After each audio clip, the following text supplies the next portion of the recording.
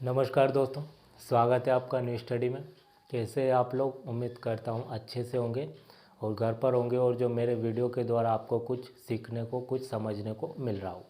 ठीक है दोस्तों, तो हम आगे बढ़ते हैं और जो आज हम चैप्टर पढ़ेंगे वो पढ़ेंगे 1885 से 1905। मैंने बताया कि अगर इतिहास को मॉडर्न हिस्ट्री में जाते हैं तो यूरोपीय कंपनियों का जहाँ से अंग्रेज़ों का आगमन होता है, फिर उनका आपसी संघर्ष होता है और फिर अंग्रेज जो है अपने साम्राज्य का विस्तार करते हैं और भारत में राज करना शुरू करते हैं। ठीक है, तो दोस्तों मैं चाहूँगा कि अगर आप ये वीडियो देख रहे हैं तो पहले वो वीडियो देखें। आप अगर जाएंगे इधर येलो कलर में एक गोल वाला ऐसा मिलेगा सिंबल और उसमें NS लिखा है न्यू स्टडी, तो वहाँ पर आप क्लिक करेंगे तो आपको प्लेलिस्ट मिल जाएगी प्राचीन भारत की, मध्यकालीन भारत की, आधुनिक भारत की।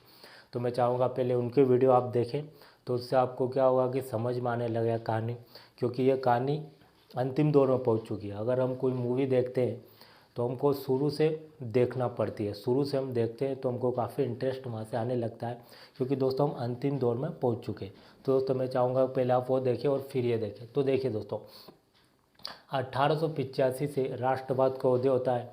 जो भारत पर इतना अत्याचार करते हैं, टैक्स वसूलते हैं, लगान और साम्राज्य का विस्तार करते हैं, फूट डालते हैं, जो कि 1857 क्रांति में हमको देखने को मिलता है। लेकिन वहाँ से दोस्तों राष्ट्रवाद का उदय नहीं मान सकते, क्योंकि इसकी असफलता के कारण हमने देखा था कि संगठन का अभाव था, एकता की भावना नहीं थी, सब में अपने अपने क्षेत्रों से लड़ रहे थे और अपने अपने निजी हित लग रहे थे उनके। ऐसा लग नहीं रहा था कि वो अंग्रेजों के विरुद्ध लड़ रहे और भारत को स्वतंत्र कराना चाहते हैं।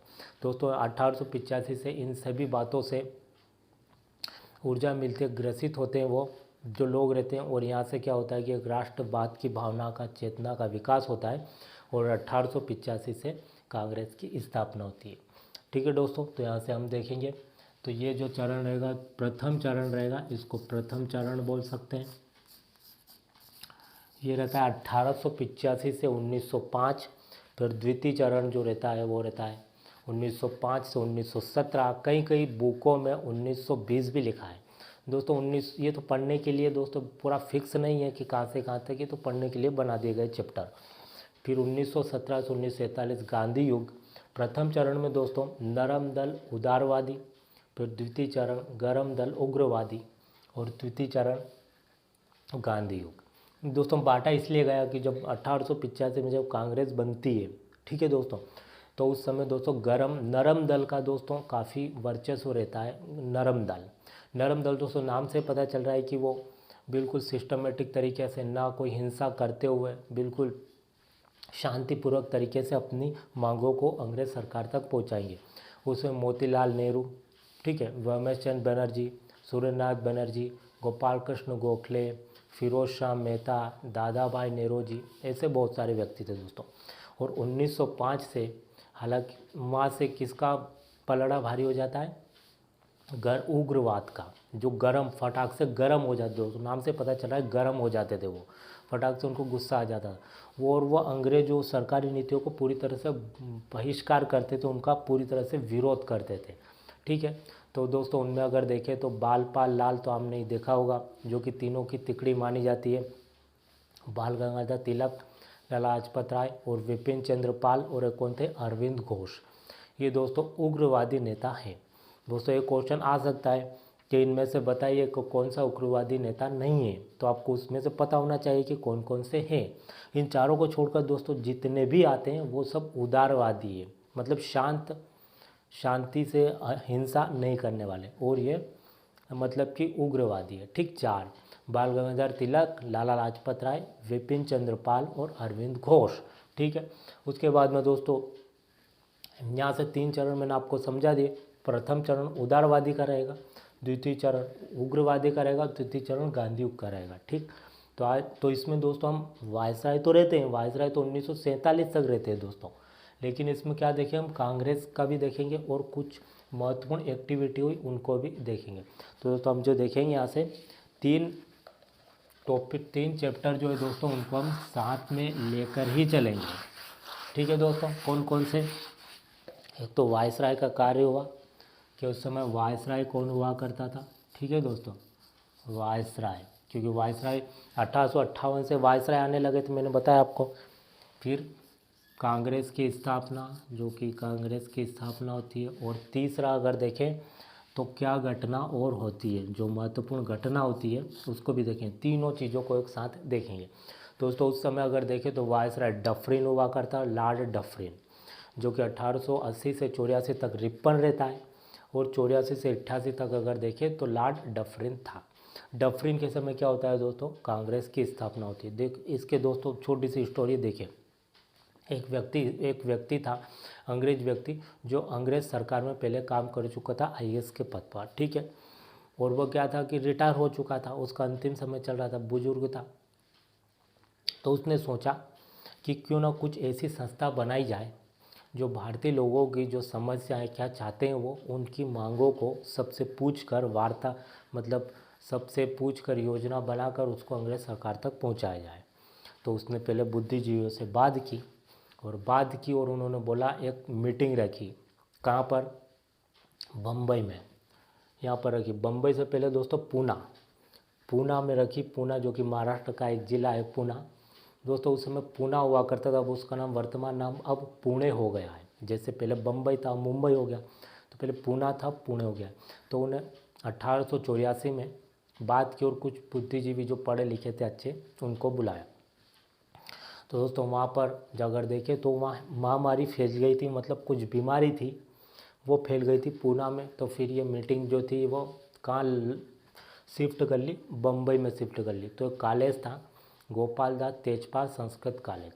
दोस्तों यहाँ पर इसको बुलाया गया। पहले जो आए थे इसमें ज़्यादा चर्चित तो नहीं था। अभी ऐसे थोड़ी होने वाली है कि यहाँ से बहुत बड़ी पार्टी होने वाली है जो राष्ट्रीय स्तर पर कार्य करेगी। ऐसा लगा कोई छोटा मोटा बात होगी जो बता रहा होगा एक अंग्रेज व्यक्ति। तो सब गए। तो 72 प्रतिनिधि उस समय आए थे और वहाँ पर उसने घोषणा की, एओम ह्यूम ने, एलन एक्टल ह्यूम उनका पूरा नाम है। तो उन्होंने बताया कि हम एक ऐसी पार्टी बनाते हैं जो हमारी मांगों को सिस्टमेटिक, हम पहले वार्ता कर लेंगे कि हमको क्या करना है क्या नहीं, और फिर अंग्रेज सरकार तक अपनी मांगों को पहुँचाएंगे। तो बोले ठीक है। तो उसका नाम पहले कुछ और था, फिर 1886 में उसका नाम भारतीय राष्ट्र कांग्रेस रख दिया जाता है। दोस्तों इसमें बताया गया कि हमारी जो पार्टी रहेगी और हर वर्ष इसका अधिवेशन होगा, मतलब हम क्या करेंगे, सभा करेंगे पूरे भारत में, और उसमें निर्णय निकालेंगे हमको क्या अंग्रेज सरकार से मनवाना है, क्या हमारी मांगे, और इसमें अध्यक्ष रहेगा हर वर्ष। और दिसंबर माह में ये मीटिंग आयोजित होगी। तो यह जो स्थापना दिवस है दोस्तों 28 दिसंबर, याद रखें 28 दिसंबर 1884, सॉरी दोस्तों 85, और ये बम्बई के गोपाल दास तेजपाल संस्कृत कॉलेज में, ठीक है। और वहाँ पर जो सचिव का कार्य था वो एवं ह्यूम को भी दिया गया कि कहाँ मीटिंग करने, क्या मांगे, इन सबको कब पहुँचाना अंग्रेज सरकार को, ये तुम ही तय करोगे। तो एवं ह्यूम को ही जिम्मेदारी दी गई कि आप सचिव का कार्य देखेंगे। उस समय पहले अध्यक्ष जो बनते हैं वो WC बनर्जी, रमेश चंद्र बनर्जी बनते हैं 1885 में। ये दोस्तों कांग्रेस के बारे में हुआ। दूसरा, जब कांग्रेस बनी तो दोस्तों क्या था कि कुछ व्यक्ति थे जिन्होंने अपने अपनी राय दी थी। जैसे उस समय वायसराय डफरिन था, तो डफरिन ने अपनी एक स्पीच दी थी। उस स्पीच में कहा था उसने कि कांग्रेस जो है वह अल्पसंख्यकों की सूक्ष्म संस्था है, सूक्ष्म लोगों की, मतलब कि छोटे लोगों की, कुछ लोगों से मिलकर एक छोटी सी संस्था है, ये बोला था उसने। कर्जन ने बोला था कांग्रेस अपने पतन की ओर लड़खड़ाती जा रही है और उसे मरते हुए देखना चाहता हूँ, मेरी दिली ख्वाहिश है। दोस्तों 1907 सूरत अधिवेशन के दौरान जो बंटवारा हो चुका था गरम दल नरम दल में, ठीक। उसके बाद में दोस्तों गांधी ने बोला था कि कांग्रेस को बंद कर देना चाहिए, ठीक है। तिलक ने बोला था, बाल गंगाधर तिलक ने, क्योंकि पहले जुड़े नहीं थे वो कांग्रेस से, तो उन्होंने बोला था कांग्रेस भीख मांगने की संस्था है। और उसके बाद में फिरोज शाह मेहता ने कहा था कि कांग्रेस पूरे देश की जनता की आवाज़ नहीं है, ये सिर्फ कुछ लोगों की आवाज़ है। दोस्तों ये मत है, ये आते हैं परीक्षा में कि इसमें से किसने कांग्रेस के विषय में क्या कहा है, तो दोस्तों आपको याद होना चाहिए, ठीक। ये दोस्तों, और इसके हर वर्ष अधिवेशन होते हैं, तो सब तो याद नहीं रखना है क्योंकि हर वर्ष होते हैं, तो 1885 से 1947 तक हर वर्ष याद रखना दोस्तों थोड़ा कठिन हो जाता है। लेकिन हम वो याद रखेंगे जहाँ से क्वेश्चन बनते हैं, जहाँ से प्रीवियस ईयर में क्वेश्चन आए हुए हैं हर एग्जाम में, ठीक है। देखें 1885 का तो, और कुछ अधिवेशन मतलब बम्बई में होता है, ठीक है। अध्यक्ष रमेश चंद्र बनर्जी, WC बनर्जी, फिर जो होता है दूसरा अधिवेशन जो होता है 1886 का, वो होता है कोलकाता में, सीधा यहाँ से यहाँ, क्योंकि पूरे भारत की पार्टी बनाना है, एक पार्टी दिखाना है। हालांकि ऐसे नहीं है दोस्तों कि इससे पहले बहुत सारी संस्थाएं बनी थी, बहुत सारी बनी थी, लेकिन वो इतने राष्ट्रीय स्तर पर कार्य पूरी तरह से फैली नहीं थी, विफल हो गई थी। तो इससे ये अब उसको पूरी भारत की राष्ट्र पार्टी बनाना है, तो पूरे भारत में इसके अधिवेशन होगा, तभी तो लोग जुड़ेंगे ना, और उनको मैसेज जाएगा कि नहीं सभी देशों सभी राज्यों में इसके क्या हो रहे हैं, अधिवेशन हो रहे हैं। तो ये पूरे एक ही पार्टी है पूरे देश की। तो दोस्तों पहली कहाँ हुई, यहाँ हुई बम्बई में इसका अधिवेशन। दूसरा कहाँ हुआ 1886 में कलकत्ता में दादा भाई नेहरू जी की अध्यक्षता में। ठीक है दोस्तों, पहले कलकत्ता हुआ करता है, कोलकाता बाद में होता है।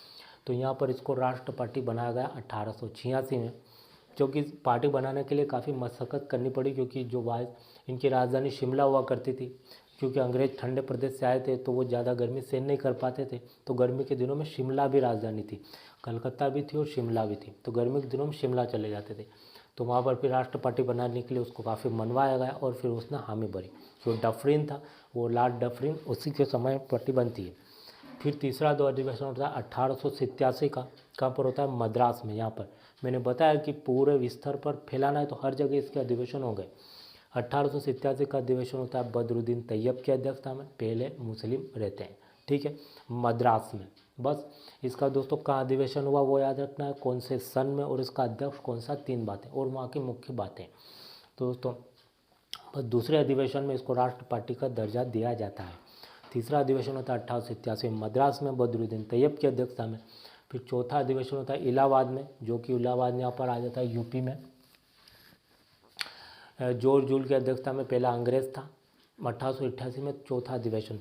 फिर एक और अधिवेशन होता है 1890 में, वहाँ होता है बम्बई में, और फिर होता है 1890 में फिरोज शाह मेहता की अध्यक्षता में, फिर कोलकाता में होता है। ठीक है दोस्तों, तो आपको दोस्तों ये पूरा भारत को कवर करना है, तो शुरुआत में 6 आपको याद रखना है। पहला यहाँ होगा, फिर यहाँ होगा, फिर यहाँ होगा और फिर यहाँ होगा। ठीक है, शहर भी आपको याद रहने चाहिए दोस्तों। भारत में जो आपको ये भारत के राज्य है और इनके राज्यों में जो फेमस शहर है, तो दोस्तों आपको याद रहने चाहिए। अगर हम भारत में रहते हैं तो इतना तो हमको याद रहना ही चाहिए। ठीक है, देखिए यहाँ पर बम्बई है, फिर कलकत्ता, फिर मद्रास और फिर इलाहाबाद, और फिर बम्बई और फिर कलकत्ता। ठीक, 6 अधिवेशन है शुरुआत में। अब दोस्तों हमने वायसराय को भी देख लिया, उसके बाद में कांग्रेस अधिवेशन 90 तक, और 1890 में एक व्यवस्था को लाई जाती है भू लगान, भू राजस्व को वसूल करने के लिए। यह थी मालवाड़ी व्यवस्था। ठीक है दोस्तों, कौन सी व्यवस्था थी, मालवाड़ी। 1793 में जो कार्नवालिस लाया था वो थी स्थायी बंदोबस्त, परमानेंट सेटलमेंट। फिर 1820 में जो आई थी वो आई थी रैयतवाड़ी, और 1890 में मालवाड़ी। ठीक है दोस्तों, ये जो उनकी भू राजस्व टैक्स वसूल करने की अलग अलग योजनाएं बनती थी, तो वो 2 तो शुरू में फ्लॉप हो चुकी थी। वो कहाँ का लागू थी दोस्तों, अगर देखें तो बंगाल, बिहार, उड़ीसा, देश के 19% भागों में कौन सी लागू थी, तो वो थी स्थायी बंदोबस्त जमींदार। मैंने बताया आपको, जो वायसराय का हम पढ़ रहे थे शुरुआत में, जैसे अंग्रेज आज़ाद हुए और उसके सॉरी दोस्तों, जैसे ही उन्होंने अपना भारत को गुलाम बनाया, उसके बाद में क्या था कि जमींदार का पद बनाया था वसूल करने के लिए तहसील लेवल पर, वो यहाँ पर था। फिर उस पद को समाप्त कर दिया, तो मद्रास, बम्बई और असम के क्षेत्र में उन्हें देश के 51% भागों में कौन सी व्यवस्था लागू हुई, रैयतवाड़ी, मतलब जमींदार के पद को समाप्त कर दिया था। अब जो ये व्यवस्था थी, यह मध्य प्रांत, जो कि वर्तमान का मध्य प्रदेश, जो मालवा का क्षेत्र है, संयुक्त प्रांत जो कि यूपी का क्षेत्र है, और पंजाब जो कि यहाँ है, इन तीनों क्षेत्र में देश के 30% भागों में क्या लागू की थी, तो मालवाड़ी व्यवस्था को लागू किया गया था। मालवाड़ी व्यवस्था क्या थी, तो उन्होंने जमींदार के पद को तो बंद कर दिया, एक गांव पर उन्होंने एक टैक्स लगा दिया कि गांव क्या करेगा, उस गांव में जो प्रतिष्ठित व्यक्ति रहेगा, जिसकी सारी सब बात मानते हैं, उसको पद दिया गया पटेल का पद, और वो क्या करेगा, इन सबसे लगान वसूल करेगा और सरकार को देगा। ठीक है दोस्तों, तो पटेल जो है दोस्तों, वो पटेल होता है सबके। और जो आज भी हम देखते हैं गाँव में कि लोगों को कुछ गाँव में कुछ लोगों को पटेल बोला जाता होगा, तो पटेल ये अंग्रेजों के समय का ही चल रहा है। और ये पटेल दोस्तों फिर आगे जाकर पटवारी के नाम से जाना जाता है, जो हम देखते हैं पटवारी हमारे जो खेत का जो प्रॉपर्टी उसका वो करता है ना, लेखा जोखा रखता है। तो दोस्तों देश के 30% भागों में ये लागू हुई थी।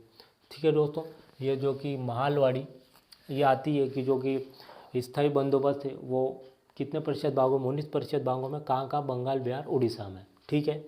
और अगर देखें तो रैयतवाड़ी मद्रास, बम्बई और असम के क्षेत्र में देश के 51% भागों में, ठीक है। इसमें जमींदार के पद को समाप्त कर दिया गया था। और यह जो है मालवाड़ी अगर देखें तो मध्य प्रांत, संयुक्त प्रांत और पंजाब, देश के 30% भागों में यहाँ पर पटेल का पद बनाया गया था और मालपुरे गांव पर टैक्स लगाया गया था। 1890 में दोस्तों यह व्यवस्था होती है। उसके बाद में 1893 में एक छोटी सी घटना होती है। गांधी जी दक्षिण अफ्रीका जाते वो केस लड़ने के लिए। अब वो गांधी का पाठ हम पढ़ेंगे तो पूरा डिटेल से पढ़ेंगे। फिर 1893 में स्वामी विवेकानंद का अमेरिका में, यूएसए जो है वहाँ पर विश्व धर्म सम्मेलन होता है। तो भारत की तरफ से स्वामी विवेकानंद जाते हैं और वहाँ पर अपना भाषण शुरू करते हैं। तो काफ़ी बेहतरीन भाषण देते हैं। भारत की संस्कृति जो कि प्राचीन समय से चले आ रहे हैं उनकी मतलब कि विश्व को अवगत कराते हैं कि हमारी भारत की कितनी प्राचीन संस्कृति और कितनी महान है। दूसरा 1893 में एनी बेसेंट, जो कि आप बार बार नाम सुनेंगे, मॉडर्न हिस्ट्री में एनी बेसेंट का जो कांग्रेस की अध्यक्ष भी बनती है, वो भारत आती है, ठीक है दोस्तों। 1895 में एक और अधिवेशन होता है पूना में, सूर्यनाथ बनर्जी की अध्यक्षता में। पूना दोस्तों महाराष्ट्र में एक जिला, पूना में, जो कि शुरुआत होने वाला था, महामारी फैल गई थी, वहीं पर सूर्यनाथ बनर्जी अध्यक्ष बनते। और सूर्यनाथ बनर्जी क्या करते हैं कि 2.5 घंटे तक भाषण देते दोस्तों। सबसे ज़्यादा अगर ऐसा पूछा जाए कि कांग्रेस अधिवेशन में सबसे ज़्यादा भाषण देर तक किसने दिया था, तो सूर्यनाथ बनर्जी ने दिया था अपने अध्यक्ष पद पर। 1896 का दोस्तों मोस्ट इम्पोर्टेंटली ये अधिवेशन होता है कलकत्ता में। अध्यक्ष बनाए जाते हैं रहीमतुल्ला सयानी। कौन बनाए जाते हैं दोस्तों? रहीमतुल्ला सयानी। और यहाँ पर प्रथम बार वंदे मातरम गाया जाता है, जो बंकिम चंद्र चटर्जी का जो लिखा हुआ गीत है हमारा राष्ट्रगीत, वो पर गाया जाता है। तो ऐसा आ सकता है कि प्रथम बार वंदे मातरम कब गाया जाता है, तो गाया जाता है 1896 में कांग्रेस अधिवेशन के दौरान। फिर 1897-98 में कुछ एक्टिविटी होती है। एक व्यक्ति रहते हैं श्याम कृष्ण वर्मा, वो चले जाते हैं ब्रिटेन। और फिर कुछ समय बाद एक महिला रहती है बीका गामा जी, वो भी चली जाती है। और श्याम कृष्ण वर्मा जो है वो एशियाटिक सोसाइटी की स्थापना करते हैं और वहाँ संस्थाएं करते हैं और लोगों को बताते हैं। जब वहाँ की सरकार को पता चलता है तो फिर उनको बंद करना पड़ता है। बीका गामा जी चली जाती है यूएसए, अमेरिका। और अमेरिका में जाने के बाद वहाँ क्या करती है, वो लोगों को संगठित करती है और वहाँ भी बताती है कि देखो, और भारतीय लोगों को संगठित करती है वहाँ से यूएसए में, और बोलती है कि देखो जो अंग्रेज है, जो ब्रिटिश है, किस तरह से हमारे देश में लोगों पर क्या अत्याचार करते हैं, वो टैक्स वसूलते हैं, कैसे हैं, वो उनकी पोल खोलती है। तो दोस्तों फिर वहाँ पर लोगों को संगठित करने के लिए, भारतीय लोगों में राष्ट्रवाद की भावना जगाने के लिए पहली बार तिरंगा बनाया जाता है। तो वो तिरंगा दोस्तों ऐसा ही रहता है, सेम अभी था, लेकिन उसमें अशोक चक्र की जगह वंदे मातरम लिखा था, 7 सितारे थे, ऐसा ही लगभग था। पहली बार दोस्तों तिरंगा बनाया गया था। ऐसा आ सकता है कि पहला तिरंगा जो है अपने देश का किसने बनाया था, तो वो बीका गामा जी ने ही बनाया था, ठीक दोस्तों। उसके बाद में क्या होता है कि 1899 से 1905 तक लॉर्ड कर्जन आता है। मैंने बताया कि हम महत्वपूर्ण वायसराय को कवर करेंगे, सबको कवर नहीं करेंगे। तो 1899 में हम यहाँ दोस्तों ये देख लिया हमने, वायसराय डफरिन को देख लिया, कांग्रेस के अधिवेशन और महत्वपूर्ण घटना जो कि हमने मालवाड़ी व्यवस्था को देखा। फिर वायसराय को देखते हैं। वायसराय में दोस्तों 1899 से 1905 तक लॉर्ड कर्जन आता है।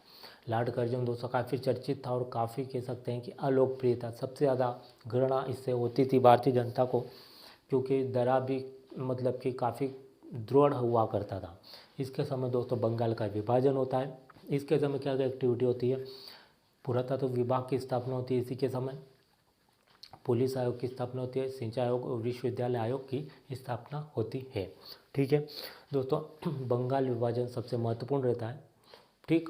1902 में दोस्तों क्या होता है कि रमेश चंद्र बनर्जी जो कि पहले अध्यक्ष थे कांग्रेस के, 1885 में उनकी मृत्यु होती है। और जो वह थे बदरुद्दीन तैयब, दोनों की मृत्यु हो जाती है। कांग्रेस का अधिवेशन दोस्तों हर वर्ष होते हैं, मैंने बताया। तो 1905 में बनारस में होता है गोपाल कृष्ण गोखले की अध्यक्षता में, ठीक है दोस्तों। उस जुलाई 1905 में जो कर्जन है, जो कि दोस्तों यहाँ पर काफ़ी अधिवेशन होते थे, ये पूरा बंगाल हुआ करता था, पूरा बंगाल बहुत बड़ा था दोस्तों। आज का वर्तमान का पश्चिम बंगाल नहीं, उसमें अगर देखें तो वर्तमान का जो बांग्लादेश है वह भी आता था।